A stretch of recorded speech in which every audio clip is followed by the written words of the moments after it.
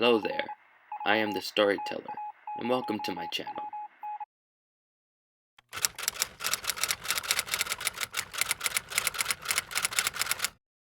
The Blackout. I am typing this in response to the written account of Mr. James Ackert that I encountered on a discussion board on the internet. I have to say, I am slightly elated that I am not the only one to have experienced a terrifying situation that is complicated to digest. My sense of dread has increased, though, that there are still things out there beyond explanation. Not only do these mystifying anomalies occur beyond the lines of civilization, as Mr. Anchor has suggested, but they very well happen even at the edge of our doorstep. Danger or evil has no bounds in when and how it will rear its hideous face. I would like to tell my story. It was July 24th, 2015, in the town of Clarkson. The sun was just starting to set. However, despite that, the air was heavy with a sticky humidity that seemed to be boiling still. Many people in the town were indoors, taking refuge in their homes, while more than likely cranking up the air conditioning to battle the suffocating heat.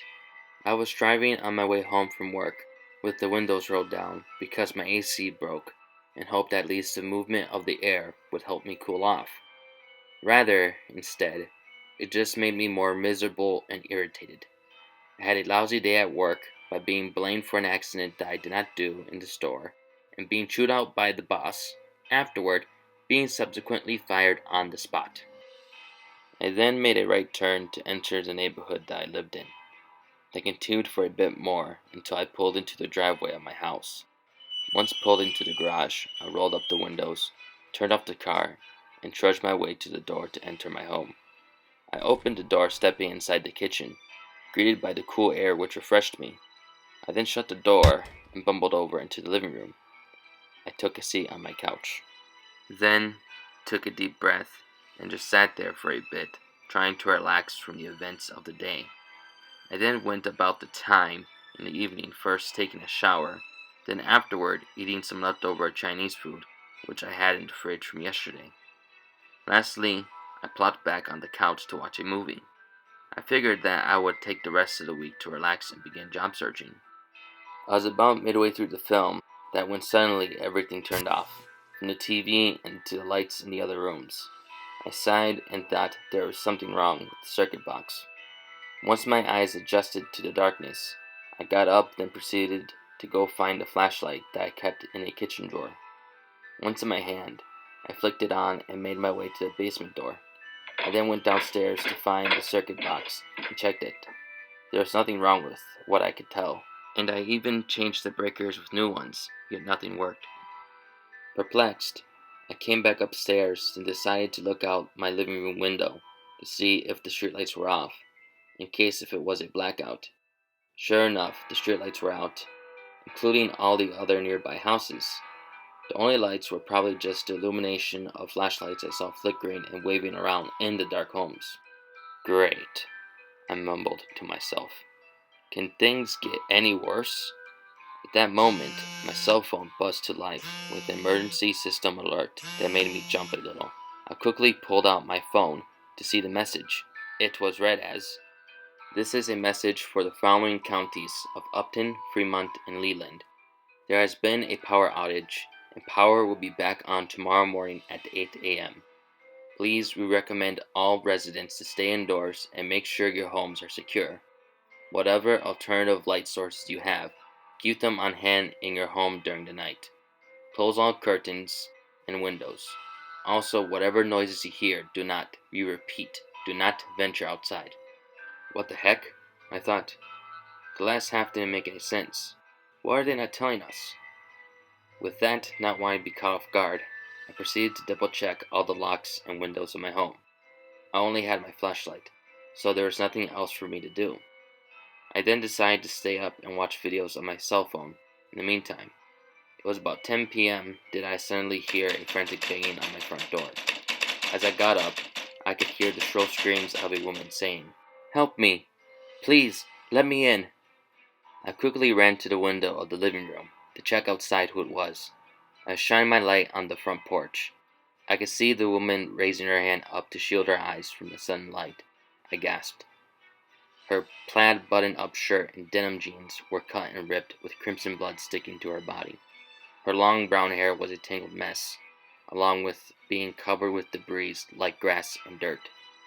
I rushed over to the front door. However, before I could open it, I heard her scream. There was a heavy thud in front of the door and the sounds of a vicious struggle. Before I could make up my mind, her screams ended in a matter of seconds. The only noise there that came now was the sound of something dragging, most definitely the woman, away. My mouth went dry as I stepped back from the door. I remembered what the emergency alert said about not stepping outside for nothing.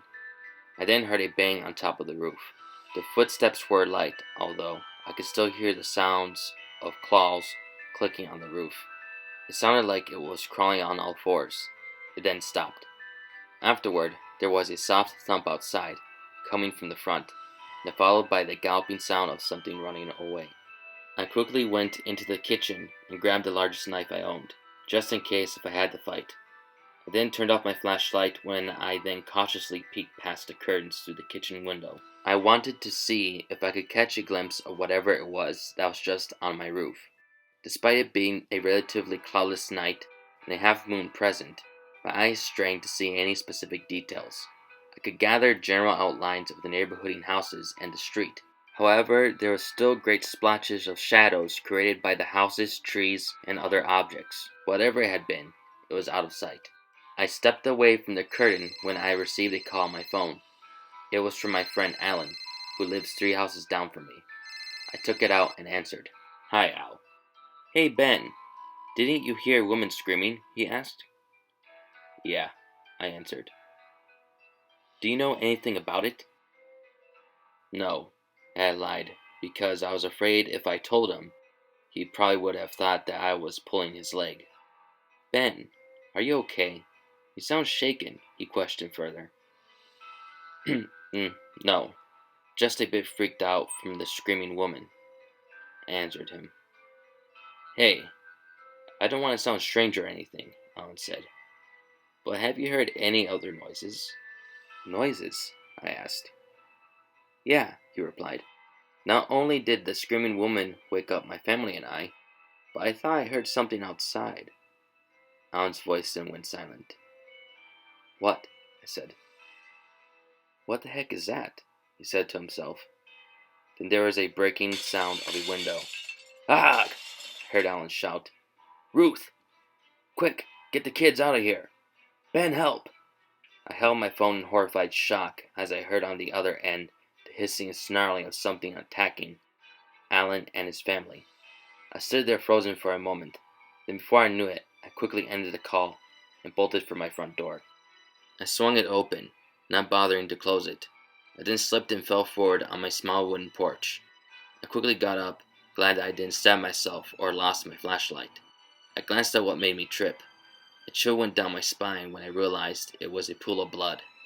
I then sprinted down 3 houses to my left to get to Alan's house. I couldn't help but to notice people peeking out of their windows with their phones out, probably calling the police. I quickly went around the back of the house so if I had to, I could break down their glass screen door to enter. I stepped onto their back patio, having noticed the screen doors were broken. I cautiously stepped inside, shining my flashlight around their kitchen. The kitchen was a mess. I had noticed right away that the house was silent. The strange stillness unnerved me as I feared the worst. I combed the home, almost holding my breath, in uneasy anticipation that the next room that I checked or corner I turned, I would be met with a grisly sight. However, that didn't happen. At most, I only found blood splatter and ripped clothing, along with the house being trashed. No bodies were present on the ground level. However, there was still the upstairs that I had to check. I slowly went up the stairs, being careful not to make any creaking sounds. Once I reached the top, I noticed right away that down the hall a door was opened, and a soft glow of light was streaming from there. I quickened my pace and looked into the room. A single lantern was situated in front of the folding shutter closet door. I could barely hear the soft whimpering coming from in there. "Hello?" I called out. "Who's in the closet?" I then heard a sniff. "Is that you, Mr. Daniels?" came the little voice of the 11-year-old Billy. "Yeah, kid," I answered him as I opened the closet, revealing the pale blonde-haired kid that was now curled up in the fetal position. I then crouched down right next to him and asked, "What happened?" In which the boy just sat up and just hugged me, beginning to cry. "The monsters took them," he kept repeating. "They took them. They took them." I stuffed my knife in between my belt and my waist, then switched my flashlight to my left hand so I could carry Billy out. I lifted him up as he clung to me for dear life. I then made our way out of the house, going out the front door. "Do you think I'll see my family again, Mr. Daniels?" Billy asked as I was just making my way to my house. "Don't worry, kid. The police would probably find them." I then stopped talking because I felt something was watching us. I glanced behind, noticing across the street a shadow ducking behind a bush. With that, I didn't hesitate and began to run home. I then heard the clicking of the claws of something sprinting across the pavement. I ran as fast as I could, and I was just crossing my lawn when the thing pounced on me.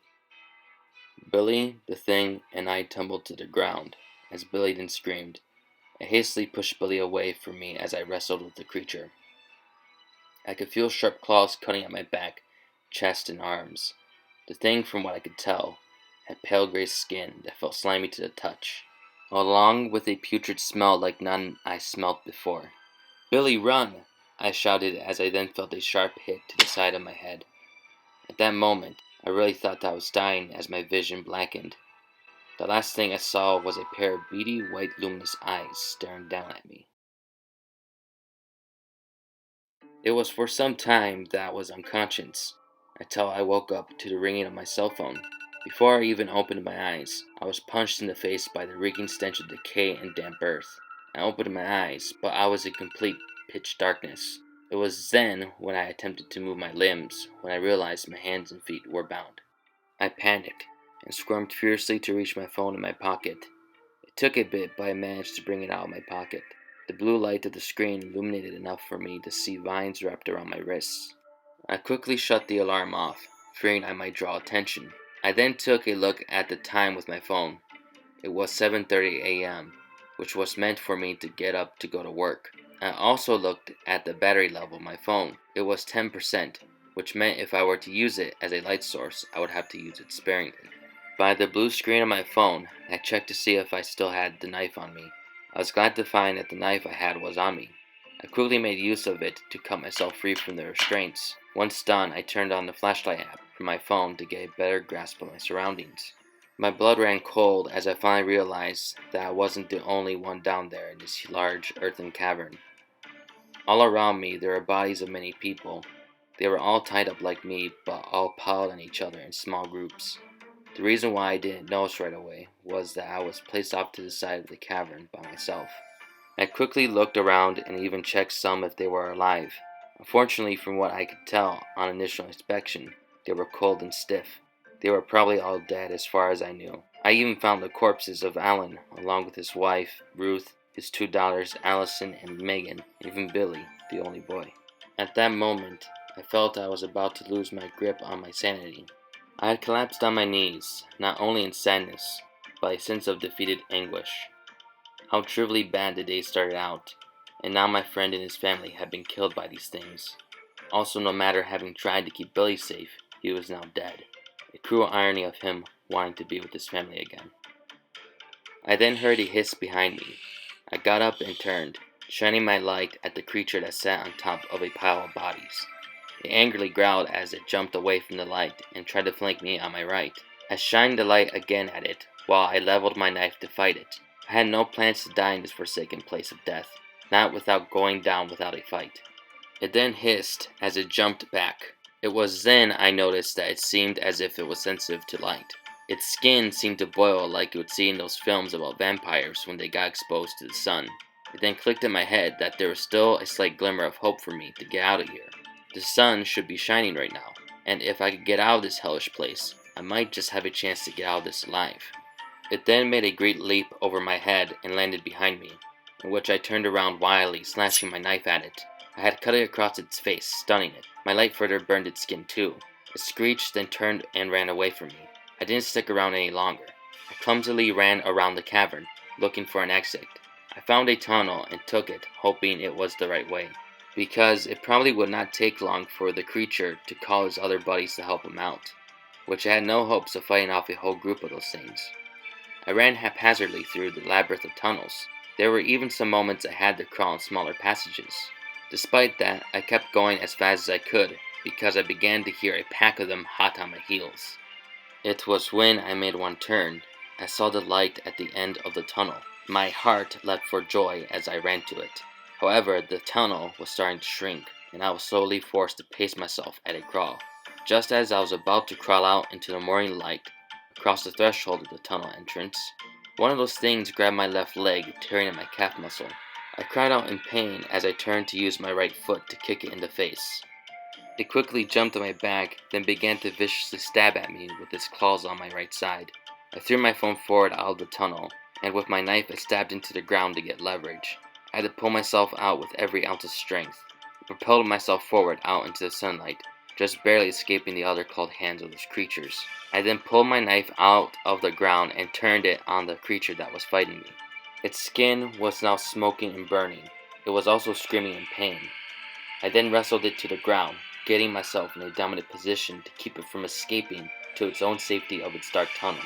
In burning vengeance, I held the knife like an ice pick, then launched a furious barrage of my own attacks on it. I kept stabbing it until I couldn't no more. Of course, by that time, I had killed it. With the final stab, I left the knife stuck in it and rolled over off to the side, having collapsed in exhaustion. With the last bit of energy I had left, I crawled over to my phone and called 911 for help. My voice was too hoarse for me to speak clearly, but the operator had gotten the idea that I needed help. The operator dispatched emergency services to my location, using a GPS locator to track my phone signal. As I began to slip into unconsciousness again, I could hear the blades of a helicopter rotating in the distance, drawing to my location. I then woke up in a hospital bed, all patched up from my fight. I was then greeted by a nurse and the doctor who filled me in that a rescue team had saved me in the nick of time, bringing me here to their hospital. During the month as I recovered from my injuries, I was then met with what I suppose two government agents who interviewed me on my experience. I had told them everything that I knew. Once they were satisfied with my interview, they then, in the end, handed me over a check to cover all of my medical expenses for the rest of the month. Before they left, they told me that if anyone should ask me about my injuries, I were to say it was a bear attack, and stick to that so no one would think I was crazy. I hesitantly agreed because, outside of these two, and maybe the other residents of my neighborhood, no one else would believe my story. I still feel the burning sensation of the cuts that I have received that fateful night of horror. It has been about 8 months since then, but the scars on my arms, left calf, back, and front torso have been healed. However, I have now become virtually dependent on pain medications to help me limp around the day and sleeping aids to help lull me to sleep every night. Even then, the sleeping aids can only help so much because I have become to fear the darkness. There have been times I have not gotten even a wink of sleep. The only thing I found that can help me rest, along with sleeping aids, sometimes is to keep my bedroom light turned on throughout the entirety of the night and pray that the lights never go out.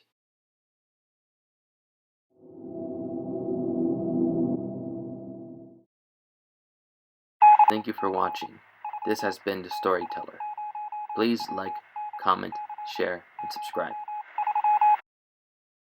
Again, I would like to give a special thanks to the YouTube channel creators named Fantasy and World Music by the Fidgeters for allowing me to use their composed pieces of music named Creepy Scarecrows, Trickster Imps, and Deep Spring for the background music in this narration video. Please check out their channel if you would like and even subscribe to them too. Link in the description below. Hi there. If you are interested, please check out my Wattpad page. There you will find a written version of my stories in case you prefer to read it, rather than hear it. Please leave comments there too if you choose, share my page, and follow me. I would be very grateful if you do.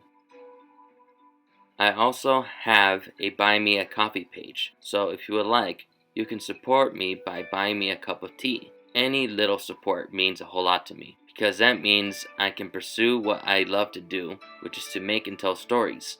Links to both of my Wattpad and Buy Me a Coffee pages will be provided in the description below. Again, this has been The Storyteller, and thank you for listening.